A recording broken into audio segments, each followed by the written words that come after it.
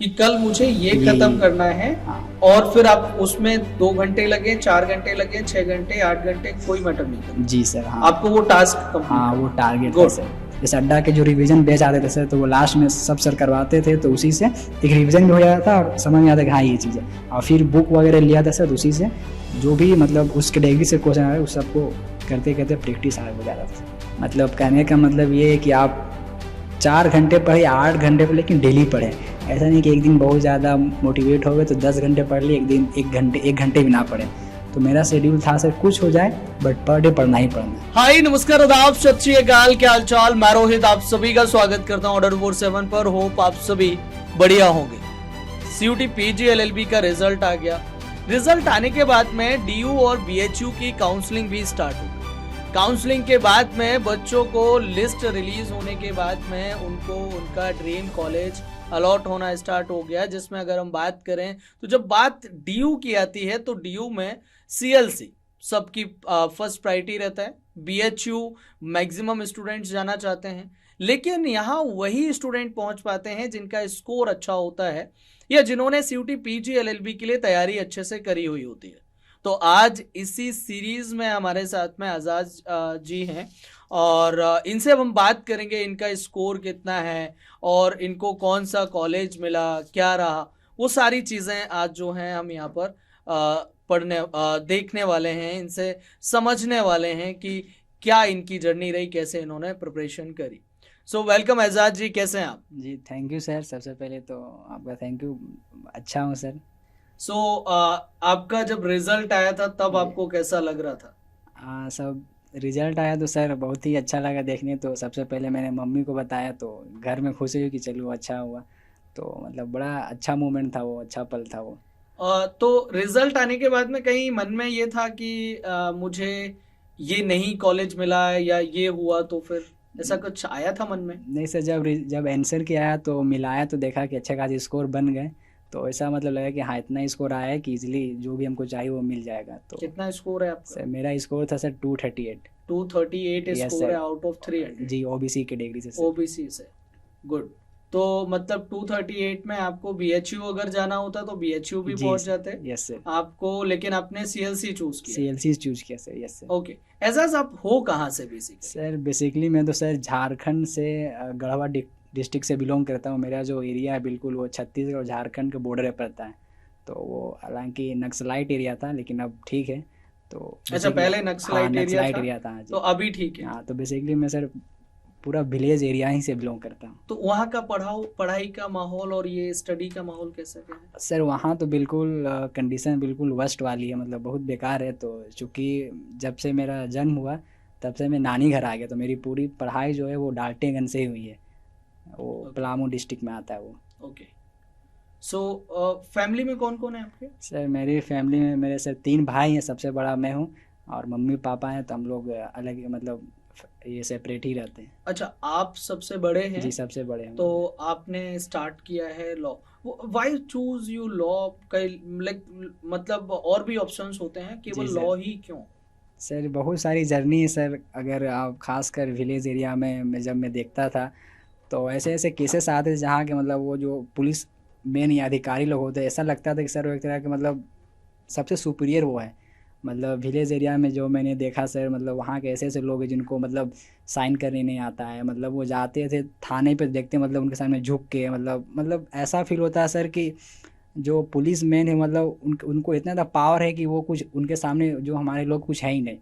In fact बहुत सारे ऐसे ऐसे मैंने केसेस देखे लाइफ में जो लगा कि नहीं मतलब ये करियर आना चाहिए ताकि लोगों को अवेयरनेस आए कि ये जो गवर्नमेंट लोग हैं ये किस लिए काम करते हैं, इनके क्या मतलब कुछ लॉ के अंदर ये भी चलते हैं। तो बहुत सारे ने मैंने केसेस देखे सर, लगा कि नहीं ये बहुत मिसयूज़ कर रहे हैं। तो इसी को देखते हुए लगा कि नहीं अगर मैं मुझ पे अगर नॉलेज होता तो मैं आज इनको बता पाता कि क्या सही क्या गलत है, क्या पूरा फील्ड, क्या क्राइटेरिया, क्या सिस्टम चलता है वो। तो वही सब बहुत सारे स्टोरी है सर जो तो मैंने वहां फील से किया है। आपने स्टार्ट किया। जी आपने मुझे अपने बारे में बताया था कि आपने इसके साथ साथ एसएससी की भी तैयारी करी, इसके साथ साथ आपने बाकी और एग्जाम्स के लिए भी प्रिपरेशन कर रहे थे आप, जी ऐसा सर। भी कुछ है? जी। तो हुआ एक सर, मेरा ग्रेजुएशन चल रहा था, लास्ट ईयर बचा था मेरा, तो उसी वक्त मैंने तैयारी स्टार्ट की। तो ऐसा एक मेरी दोस्त थी सर, नेहा शर्मा उसका नाम था। तो वो भी सेम कॉलेज ही में थी। तो उसी ने बताया कि ये भी एग्ज़ाम दे सकते हो। तो 1 ईयर का ही गैप था सर, देखा कि सिलेबस बिल्कुल मैच कर रहा, तो उतना वक़्त मिला, लेकिन हाँ 1 ईयर के टाइम ही जो तैयारी किया तो किया। तो देखा कि उसका फॉर्म एसएससी का जीडी का आया हुआ था और इधर ये भी आ गया था, तो दोनों ही भरा, फिर एमएस सेट भी भरा, बट एमएस सीईटी में उतना नहीं आया, 93% आया था। हाँ 93%। एसएससी जीडी भी निकला सर, और ये सीयूटी पीजी भी अच्छा स्कोर आ गया। तो घर वाले ने मना कर दिया कि नहीं लॉ में ही जाओ, तो इधर ही आ गए सर। ओके, सो अब हम आते हैं आपके स्टडी बैकग्राउंड पे कि आपने जब प्रिपरेशन स्टार्ट करी थी तो कब करी थी इसके लिए, सीयूटी पीजी एलएलबी के लिए हाँ स्पेशल? तो सर बोला जब मेरा ग्रेजुएशन चल रहा था सर, तो सेकेंड ईयर से ही स्टार्ट करिए, मतलब अगर सेकेंड ईयर से हाँ ही आपने स्टार्ट जी, किया? तो बोला जाए तो सर वही 1 ईयर का टाइम लिया सर। मतलब आप जब सेकेंड ईयर में थे तभी से आपने स्टार्ट कर दिया, फिर फाइनल ईयर पूरा आपने जी प्रिपरेशन में दिया और एग्जाम के बाद फिर आपने 1 साल तक प्रिपरेशन अच्छे से करी? जी, 1 साल बहुत अच्छे गुड। से। सो लाइक 238 स्कोर एक अच्छा नंबर होता है, तो ये लाइक इसमें इसको स्कोर करना टफ है और इजी है सर मेरे ख्याल से आपके हिसाब से? हाँ स्कोर करना तो सर उतना टफ नहीं है, इजी है, बट बहुत सारी फिक्स चीज़ें हैं, बट जो आपको एक अच्छे नंबर तक ला सकता है वो जीएस है या वो करंट अफेयर्स है सर, मतलब जिसका स्ट्रॉन्ग है बहुत अच्छा मतलब नंबर ला सकता है। बाकी 200 तो सर इजीली आ सकते हैं किसी के भी, अगर अच्छा से कोई मैथ रीजनिंग इंग्लिश भी पढ़ ले तो, या अच्छा, कंप्यूटर पढ़ ले तो। ओके।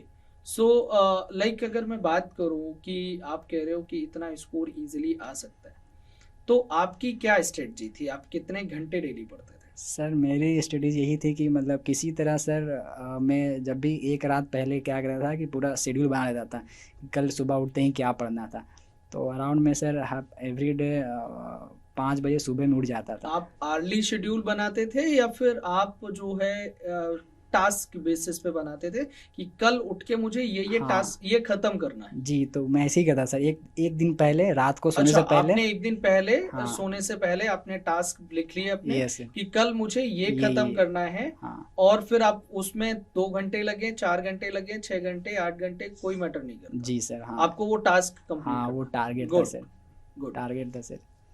और टारगेट बांध देता, उसी तरह फिर पढ़ता सर। और मेरा शेड्यूल ये था कि मंडे से लेकर फ्राइडे तक सिर्फ लेक्चर्स देखता अड्डा के जो भी आ रहे हैं, बाकी सैटरडे संडे को सर वो रिजर्व होता सिर्फ रिवीजन के लिए, जितना होता सिर्फ revision, Saturday Sunday full Saturday Sunday अपने रिवीजन हाँ के सिर्फ लिए? रिवीजन। Okay, good. सो अगर मैं एक एक सब्जेक्ट वाइज अगर जाऊं तो इंग्लिश के लिए आपने कैसे प्रिपरेशन करी थी और इंग्लिश आपका कैसा है? सर अगर मेरी पढ़ाई की बात हो तो पूरी गवर्नमेंट से ही हुई है, हम्म, तो स्टार्टिंग में तो इंग्लिश उतनी स्ट्रॉन्ग थी नहीं, बट कोशिश करते करते अगर इस बार ही बात करें तो मेरे जो ज़्यादा आंसर रॉन्ग हुए हैं वो इंग्लिश ही में हुए, मतलब 3 से 4 रॉन्ग हो गए इंग्लिश ओके। में। तो जैसे इंग्लिश में सर वोकेबलरी है ना, ये ग्रामर है और ये पैसेज वगैरह हैं, तो वोकेबलरी वगैरह तो हो गई थी, और थोड़ा सा जो मतलब दिक्कत आया मेरे लोग ग्रामर का ही था, बाकी सब ठीक था इंग्लिश में। ओके, ये था सो कितने घंटे इंग्लिश को देते थे और कैसे करते थे? सर, एवरेज देखा जाए तो पर डे 2 आवर तो इंग्लिश में जाते ही थे। अच्छा, हाँ इंग्लिश में भी चूँकि आपको बताया सर कि वोकेबलरी याद करना है, वन वर्ड याद करना है, फिर ग्रामर को देखना है, फिर प्रैक्टिस करना है, तो 2 आवर्स तो सर लग ही जाते थे डेली इंग्लिश में। ठीक है। मैथ्स आप कैसे करते थे? जनरली बच्चा मैथ्स के लिए बहुत ज्यादा परेशान हाँ रहता है। जी सर, मैथ्स में ये है कि सर अगर आपका आप कितना स्कोर था मैथ्स में? सर लगभग मैथ कितने में से? सर 100%। 100% जी है? 100 एक भी गलत सारे नहीं। क्वेश्चन सही थे? ये सारे क्वेश्चन सही है सर। कैसे, मतलब वो सर चीज ये बताओ। हुआ कि सर जब मैं ग्रेजुएशन में था तो सर बच्चों को पढ़ाते थे ट्यूशन, अच्छा, हाँ होम ट्यूशन पढ़ाता था सर। तो 8 9 10 जो भी बेसिक मैथ थे सब बहुत मेरे स्ट्रॉन्ग थे। तो और इसका ये रूल है कि सर अगर आप दे रहे हैं एग्ज़ाम सीयूटी पीजी का, तो मैथ में ये है कि आपको जो बेसिक जो एनी हाउ आपको आना ही चाहिए वो है परसेंटेज और profit and loss. Her question में कहीं ना कहीं यही अप्लाई होता है। परसेंटेज, आप प्रॉफिट एंड लॉस, हाँ ये आप कह रहे हो कि ये बेसिक्स में बेसिक है आता है जी मैथ्स सर, में, और ये हर एक बच्चे को बहुत अच्छे से आना बहुत अच्छे से चाहिए। आना चाहिए जो अगर ये आता है तो बच्चा पूरा हाँ कर ले जाए। पूरा कर ले जाएगा। ओके, और एक क्वेश्चन जो सर मतलब थोड़ा सा अजीब, ज्योमेट्री का आता नहीं था बट इस बार आ गया था, तो वही बोला कि चूँकि मुझको आता था, ये एक ज्योमेट्री क्वेश्चन आया था इस बार, तो बस वही कंसेप्ट क्लियर था 8 9 10 का ज्योमेट्री का, तो उसी से बन गया था। बाकी सब मैथ के क्वेश्चन तो ईजी ही थे सर। मैथ्स में कितने घंटे प्रैक्टिस मांगता है? मैथ्स एक्चुअल में कितना टाइम मांगता है? हाँ अगर मेरे मेरे पास है नहीं, आपको दिखाता सही से कि मेरे घर में क्या था कि अभी मैं जाऊँगा तो आपको इतना ज़्यादा सीट मिले जो मैंने सिर्फ सॉल्व करके रखा था मैथ के लिए। ये इस सीयूटी पीजी हाँ, एलएलबी के लिए आपने इतनी हाँ, सीट्स जो हैं हाँ सर, वो सिर्फ सॉल्व सिर्फ करी मैथ थी, के सॉल्व सिर्फ करके रखी प्रैक्टिस जी सर, करी। प्रैक्टिस की है सर। तो आप जैसे जनरली टीचर्स ये कहते हैं कि मैथ्स के लिए आप एक काम करो कि मल्टीपल टाइम एक ही क्वेश्चन को सॉल्व करो, कुछ टीचर्स का ये मानना होता है। जी जी। तो आप क्या ऐसे ही प्रैक्टिस करते थे या फिर कुछ डिफरेंट डिफरेंट क्वेश्चंस को करते थे? जैसे कि अगर सर आप परसेंटेज पढ़ेंगे तो परसेंटेज के अंदर बहुत सारा टाइप होता है, कैटेगरी होता है, ये टाइप का।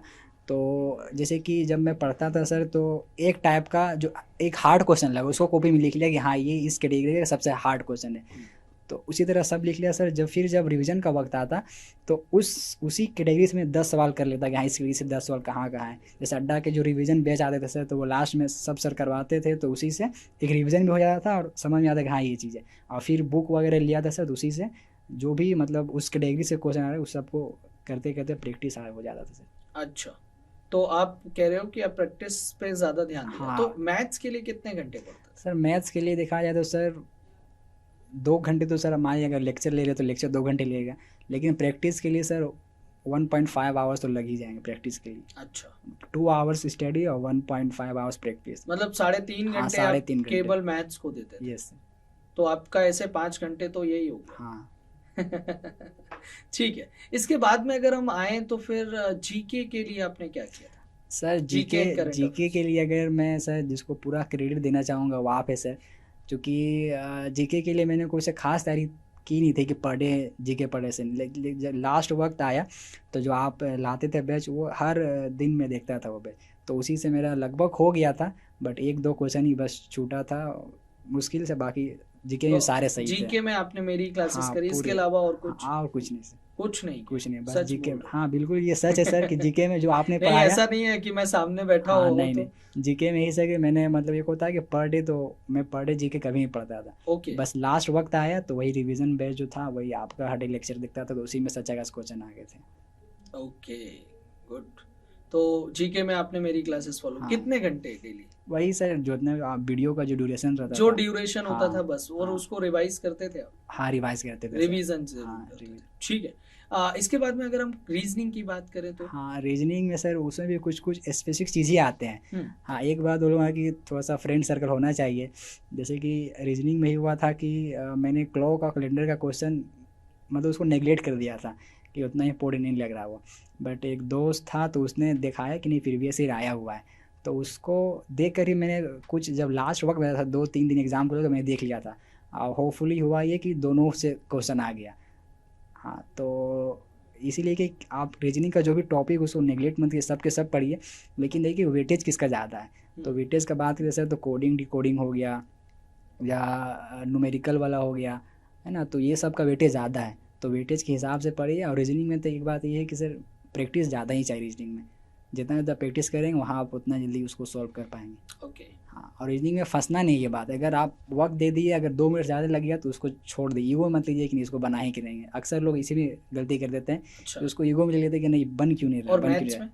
हाँ मैथ्स में तो आप बिल्कुल ट्राई कीजिए उसको, मैथ में सर मैथ्स में ईगो पे ले लिया तो? हाँ उसको अगर वक्त ज़्यादा लग गया सर निकल जाइए, अगर हाँ। 1 मिनट या 2 मिनट लग गया नहीं बन पा रहा तो उसको छोड़ आगे दो। आगे बढ़ मैथ्स का जाए। हो हाँ या रीजनिंग रीजनिंग का का हो, कोई भी। आगे बढ़ जाएगी। आगे बढ़। हाँ गुड, ठीक है। इसके बाद में अगर हम कंप्यूटर की बात करें तो कंप्यूटर हाँ के लिए क्या? कंप्यूटर में सर वही अड्डा के जो सर आते थे वही मैंने जैसे रीजनिंग ये किया। सर। हाँ जो करंट अफेयर जैसे किया उसी कंप्यूटर का भी लास्ट में उसे ही किया था सर। सीख वैसे ही हाँ सेम वैसे जैसे जीके जीएस किया लास्ट में रिवीजन के लिए, उसे कंप्यूटर सेम वैसे ही किया। सेम वैसे ही किया। हाँ सिर्फ क्वेश्चन प्रैक्टिस की। ओके, तो लाइक आपने बताया अपने बारे में, जी। इतना आपने एसएसएस पढ़ते थे, तो टोटल ये कंबाइन मिला के कितना घंटे डेली का हो जाता था? Sir daily average sir 8 hours तो आराम से हो जाते 8 आवर्स हो जाता था, और हाँ। आपने 1 ईयर पहले प्रिपरेशन स्टार्ट जी। कर दी थी, डेली 8 घंटे। हाँ डेली 8 और घंटे। आप स्कूल कॉलेज भी आपको जाना होता था, तो कैसे मैनेज करते थे? आपने बोला कि आप कॉलेज भी जाते थे, कॉलेज जाते थे? नहीं कॉलेज सर झारखंड में ये था सर कि कॉलेज जो डिस्टेंस पे था अच्छा, तो डेली कॉलेज वाला सीन नहीं डेली था, वाला नहीं सीन सीन था। हाँ। बट बच्चों को ट्यूशन देने जाते थे? हाँ ट्यूशन जाते बच्चों थे। को कितने घंटे ट्यूशन देते थे? सर 2 घंटे पढ़ाते थे सर। 2 घंटे बच्चों को देते थे ट्यूशन, और फिर 8 घंटे खुद पढ़ते थे। हाँ तो ये सब चीजें मैनेज हो सकती थी? बिल्कुल हो सकती सर। हाँ और हो गई थी? हाँ जैसे मेरा शेड्यूल रहता होता सर 5 बजे में उठ जाता था और रात को 11 बजे सो जाता था। अच्छा, हाँ तो इसमें सब मैनेज हो जाता था सर। ठीक है। तो आप मुझे एक बात बताओ एजाज कि आपने जैसे बताया मुझे कि आ, जो आप इतने घंटे पढ़ते थे, ये शेड्यूल था, लेकिन अब मुझे आप एक चीज इसमें ये बताओ कि जो आपका ये शेड्यूल था, कभी इस बीच में कभी ऐसा हुआ कि कभी कम घंटे पढ़े हो, कभी बहुत ज्यादा घंटे पढ़ लिया हो, ऐसा भी कभी कुछ हुआ आपके साथ? हाँ, ये तो होता है सर। मतलब एक ये था कि आप हमेशा मोटिवेशन में ना लें, आप डिसिप्लिन में रहें। हम्म। मतलब कहने का मतलब ये है कि आप 4 घंटे पढ़े या 8 घंटे पढ़े, लेकिन डेली पढ़ें। ऐसा नहीं कि एक दिन बहुत ज़्यादा मोटिवेट हो गए तो 10 घंटे पढ़ लिए, एक दिन 1 घंटे भी ना पढ़े। तो मेरा शेड्यूल था सर, कुछ हो जाए बट पर डे पढ़ना ही पढ़ना है। अच्छा। हाँ, भले 8 घंटे किसी मतलब कुछ भी ऐसा काम आ गया, घर का काम आ गया तो ना पढ़ पाऊँ, लेकिन बट उस दिन अगर वक़्त मिले तो पढ़ना ही पढ़ना है। ऐसा नहीं कि नहीं छोड़ दो कि आज कुछ काम आ गया तो अब कल से नहीं, तो पढ़ते तो आप डेली थे सर। उतना डेली पढ़ते थे, हाँ, पढ़ते वो थे सर। फिक्स था? हाँ, फिक्स था सर। ओके। तो इसके अलावा जैसे आपने बताया, तो कभी प्रिपरेशन करते टाइम डीमोटिवेशन फील हुआ हो, या कभी ऐसा लगा हो यार मुझसे नहीं हो पा रहा, कभी ऐसा कोई मोमेंट आया लाइफ हाँ में? सर, ये तो मोमेंट आता है सर, क्योंकि जब आप एट द अर्ली स्टेज में होते हैं तो बहुत वैसा वक्त आता है जब आपको समझ में नहीं आता है या मैथ क्वेश्चन नहीं बनते हैं, तो बहुत अंदर से ये होता है कि क्यों नहीं मुझसे हो पा रहा है, क्या मुझसे नहीं हो पाएगा, तो सेल्फ डाउट आता है सर। लेकिन बट उसी तरह जब आगे चलते जाएंगे तो वह लगेगा कि नहीं, हो जाएगा। तो ऐसा वक्त आता है जब आपको अंदर से लगेगा कि नहीं, बहुत डिफ़िकल्टीज हो रही है, बट आपको वहाँ पे हार नहीं मानना, आपको आगे बढ़ते चले जाना। हाँ, हो सकता है कि वो नहीं बने तो उसको आगे छोड़ के दूसरा क्वेश्चन ट्राई करें, बट वहीं पे रुक के ये नहीं सोचना है कि नहीं, मुझसे तो हो ही नहीं पा रहा है। तो ये ऐसा ऐसा वक्त आता है सर। ओके। तो मुझे एक बात और बताओ आप कि जब आपने बताया ऐसा टाइम आता है, तो जब बच्चा प्रिपरेशन करता है, जैसे आपने भी स्टार्ट की होगी, तो बच्चे में ये कंफ्यूजन होती है कि कहाँ से स्टार्ट करें। एक ये नॉर्मल सा रहता है जब भी स्टार्ट करते हैं, तो आपने कैसे स्टार्ट किया था प्रिपरेशन? सर पहले तो मैंने सर कुछ कुछ सीनियर्स थे तो उनसे कुछ गाइड लिया कि ये मैं करना चाहता हूँ। जैसे कि हमारे ग्रुप में सर बहुत लोग हैं जो अच्छे अच्छे ये में, कोई टीचर्स है, कोई डेटा साइंटिस्ट है, कोई मतलब डीआरडीओ में भी हैं, बहुत लोग हैं। तो हम लोग का एक सर्कल था जो बहुत हमको गाइड कर देते हैं। तो मैंने उन्हीं से पूछा कि ये मैं करना चाहता हूँ, कुछ गाइड किए, तो उन्होंने मुझे एक मेंटर दिया, तो उन्हें बताया कि ऐसा ऐसा करो। तो उन्हीं के हिसाब से मैंने कुछ अपना शेड्यूल बनाया और उसी के अकॉर्डिंग कुछ कुछ मतलब हेल्प किया, कुछ कुछ अड्डा से भी हेल्प किया, देखते गया। जैसे आप लोग भी बहुत सारा गाइड करते गए, ऐसे पढ़ना है, वो करना है, तो उसी के करते स्टार्ट किया सर। तो सब उसी से मतलब चला एक गया। एक कोई ना कोई मेंटोर, एक कोई ना कोई गाइड होना हाँ, चाहिए होना कि चाहिए जो गाइड करे एटलीस्ट। जी। गुड। सो अड्डा के लिए आप क्या कहना चाहो? अड्डा के लिए मैं यही कहना चाहूँगा सर कि अभी देखा जाए तो मतलब जिससे बच्चे सबसे ज़्यादा फॉलो करते हैं, या मेरी सर्कल में भी जिसने सबसे ज़्यादा रिकमेंड किया था वो अड्डा ही को रिकमेंड किया था, और सब दोस्त लोग भी जो थे वो सब अड्डा से ही प्रिपरेशन कर रहे थे। तो हम लोग का सर्कल था जो पूरा अड्डा ही पे था। तो सबसे पहले तो मैं थैंक्स करना चाहूँगा सर, बहुत सारे नॉलेजेबल चीज़ मतलब आती रहती है, कुछ भी हुआ तो तुरंत वीडियो आ जाता है कि ऐसा हो रहा वो हो रहा, तो नॉलेज मिलती है। और पढ़ाई के लिए भी सर आप लोग बहुत सारी चीज़ फ्री में भी देते हैं, तो उसके लिए मैं तो सर थैंक यू करना चाहूँगा। अड्डा ने आपकी प्रिपरेशन में कितनी हेल्प की? सर अब तो मेजरमेंट, परसेंटेज में बता दो, आपका मैथ्स हाँ अच्छा हाँ, है। अगर परसेंटेज में मैं बात करूँ तो सर अड्डा ने 70 से 75% तो मदद हुई है अड्डा से सर। 75% मदद हाँ, हुई है अड्डा से।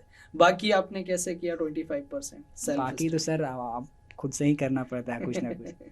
कोई भी आपको पढ़ाएगा लेकिन आपको तो खुद से ही करना पड़ेगा, है ना, कि रिवीजन हो गया या ये हो गया तो। Right, right.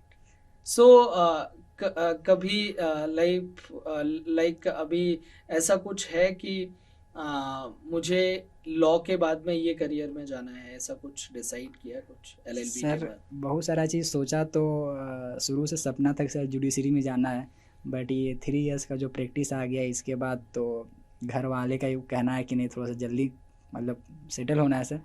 तो सोचा है कि एलएलबी के साथ ही जो गवर्नमेंट जॉब है, एपीओ का हो गया, ये सेबी का हो, ये सब देखा था, तो इन्हीं के साथ साथ सिलेबस कंप्लीट करके एलएलबी से ख़त्म होगा, इन सब के जॉब के लिए ट्राई करना है। Okay, good. सो लास्ट में आप जो बच्चे अभी इस बार के लिए प्रिपरेशन कर रहे हैं उनको क्या कहना चाहोगे? यही कहना चाहूँगा कि एलएलबी एक बहुत अच्छा अपॉर्चुनिटी है। सबसे पहला बात कि आपको इतना सारा नॉलेज होगा तो उसका वैल्यू ही अलग है कि जब आप जानेंगे। और जैसा कि मैंने आपको बताया कि मेरा क्या बैकग्राउंड था, तो इसलिए मुझे एलएलबी करना बहुत ही मतलब ज़रूरी तो था ही।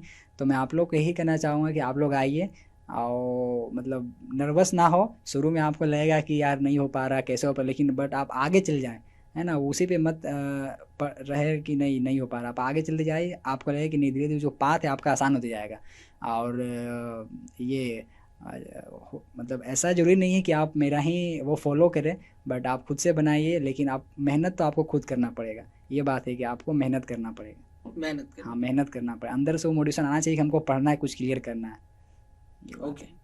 So thank you Azaz for your honest feedback and review। और आपने जो भी चीज़ें आपने बताई फीडबैक के लिए, और आपने जितनी भी चाहे अड्डा के फीडबैक की बात करें, और आपने जो अपनी ऑनेस्ट जर्नी शेयर करी हमारे साथ में, thank you so much. And आपने देखा कि एजाज ने जो है पूरी जर्नी बताई, इन्होंने कैसे प्रिपरेशन करी, कहाँ से करी, कितने घंटे पढ़ते थे, क्या इनका आर्ली वो था, कैसे वो टास्क खुद को देते थे एक दिन पहले, फिर ये प्रिपरेशन करते थे। तो वही सारी चीज़ें होप आपको ये सब हेल्प करेंगी। और टेंशन मत लो यार, एग्ज़ाम ही तो है, 2026 में लगेंगे, फोड़ेंगे इस बार बढ़िया तरीके से। और मिलते हैं आपसे तब तक के लिए क्लासेस में। तब तक के लिए नमस्कार, जय हिंद, बाय टेक केयर।